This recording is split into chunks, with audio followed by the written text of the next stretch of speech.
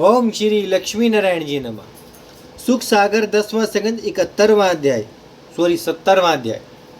श्याम सुंदर जी की दिनचर्या का वर्णन। सुखदेव जी बोले, हे परीक्षित, श्याम सुंदर संसारी जीवों को राह दिखलाने के लिए जिस समय जो काम करते थे उसका हाल कहता हूँ, सुनो। जब 2 घड़ी रात रहे, पक्षी बोलने लगते थे, उसी समय वसुदेव नंदन सब महलों में से उठकर स्नान करके संसारी मनुष्यों की तरह अपनी आत्मा का ध्यान करते थे। जबे उठे हरिसेज ते हो ही विकल सब नारी, पक्षी दोष विचार के देही सबन मिली गारी। जब सूर्य निकलने के उपरांत वसुदेव नंदन सब महलों में जाकर जड़ाऊ चौकी पर बैठते थे और उनके अंग पर स्त्रियां फुलेल व उपटन मलकर गर्म पानी से स्नान कराती थी। तब वह तुलसी चोरे के पास बैठकर संध्या व तर्पण करके गायत्री जपते थे। जब 4 घड़ी दिन चढ़ता था, तब नित्य एक महल में 14,000 हजार गौ दूध देने वाली विधि पूर्वक ब्राह्मणों को दान देकर उनका आशीर्वाद लेकर भोजन करते थे। खान पान भूषण वसन विविध सुगंध लगाए, पहले विप्रन अर्पी के आप लेत ये दुराए। यद्यपि श्री भगवान को कर्म लगे कछु नाही, यद्यपि कर्म किया चाहे लियो जन्म जग माही। जब मुरली मनोहर अनेक रूपों से एक रूप होकर उत्तम उत्तम भूषण व वस्त्र पहनकर द्वार पर आते और बंदी गणों से स्तुति सुनकर सम्मानपूर्वक उन्हें विदा करते थे, तब दारुक रथवान द्वार पर जड़ाऊ रथ ले जाकर खड़ा करता था। दर्श पाए हर्षे सभी तभी झुकावे माथ, कृपा दृष्टि तिन पर करे माखन प्रभु यदुनाथ। जब द्वारकानाथ उस रथ पर उद्धव समेत बैठकर घूमने फिरने जाते थे, तब सात्यकी यादव पीछे बैठकर पंखा व चवर मोनी मूर्ति के हिलाता था। जब श्याम सुंदर का रथ धीरे धीरे राजसी वैभव से चलता था, तब उनकी स्त्रियां अपने अपने महलों की खिड़कियों में से उनकी छवि देखकर अपने अपने भाग्य की बढ़ाई करती थी। जब थोड़ी देर उपरांत कृष्णचंद आनंदकन सुधर्मा सभा में आते थे, उस समय सब यादव वंशी खड़े होकर सम्मानपूर्वक रतन सिंहासन पर उनको बैठाते थे। कुछ देर केशव मूर्ति राजा उग्रसेन के पास बैठकर कथा व पुराण सुनते थे। कभी कभी नट व भानुमति आदि का कौतुक देखकर प्रसन्न होते थे। वैकुंठनाथ की दया से द्वारकापुरी में कोई रोग किसी को नहीं व्यापता था, इसलिए सब छोटे बड़े परमानंद रहते थे।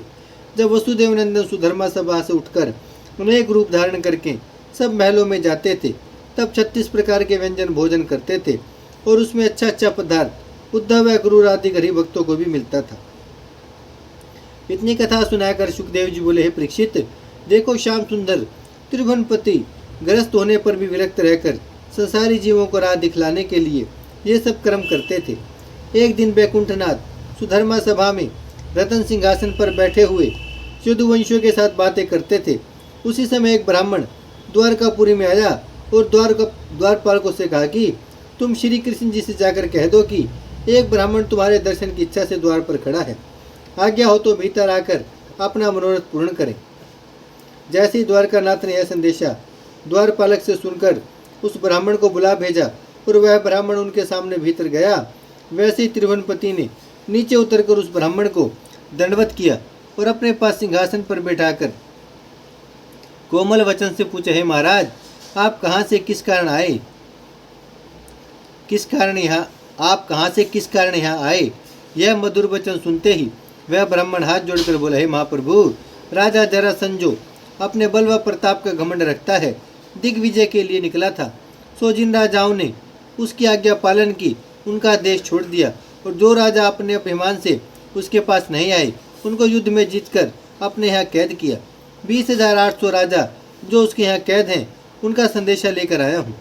श्याम सुंदर की आज्ञा पाकर उस ब्राह्मण ने कहा, महाराज, उन सब राजाओं ने दंडवत करके यह विनय किया है कि हे वैकुंठनाथ, आपका सदा से यह प्रण है कि जब देते हुए धर्मी राजा हरि भक्तों को दुख देते हैं, तब आप सगुण अवतार से अधर्मियों को मारकर अपने भक्तों की रक्षा करते हैं। जिस तरह आपने हिरण्याकश्यप को मारकर प्रहलाद के प्राण बचाए और ग्रह से गजेंद्र को छुड़ाया, उसी तरह हम लोगों को भी ये महादुखी व दीन जानकर हमारा कष्ट छुड़ाइए। जैसे कर्म रूपी फांसी में सारा जगत बंधा रहकर नष्ट होता है, वैसे ही जरासंध की कैद में हम लोग फंसकर बड़ा दुख पाते हैं। इसलिए दिन रात दर्शनों की इच्छा बनी रहती है। दुष्ट दलन है नाम तुम्हारो, तुम ही सबको कष्ट निवारो। हमको परो दुख अति भारी, वेग आए सुधि लेव हमारी। जैसे कृपा जनन पर करो, तैसे कष्ट हमारो हरो। रेन दिवस है बंदी में, परे नहीं क्षण चैन। हमको आए छुड़ाइए, माखन प्रभु सुख देन। हे महाप्रभु, राजा जरासंध अपने अज्ञान और राज्य के घमंड से ऐसा मतवाला बंधा हो रहा है कि 17 बार तुम्हारे सामने से भागने पर भी लज्जित ना हुआ। सबका मनोरथ पूर्ण करने वाले तुम जो एक बार भागे थे, इसलिए बड़ा अहंकार करके अपने बराबर किसी को नहीं समझता। आपने पृथ्वी का बोझ उतारने के लिए अवतार लिया है, इसलिए उसका घमंड तोड़कर हमारा दुख छुड़ाना चाहिए। हम लोग किसी दूसरे का भरोसा नहीं रखते। तिही कारण हम सबन की है तुम्ही को लाज, तुम बिन को रक्षा करे, माखन प्रभु ये दुराय। हम जो महा अधम अज्ञानी, धर्म कर्म की बात ना जानी। दया सिंधु है नाम तुम्हारो, हम दीनन की ओर निहारो। जब लो तुम्हारी कृपा ना होई, तब लो ज्ञान न पावत कोई। विषय भोग लोगन अति भावे, तुम्हें छोड़ उनसो मन लावे। संकट आन परे जिहि काला, तुमरो नाम जपे नंद लाला। जब तन में कछु व्यथा न जनावे, तात मात की सुधि तब आवे।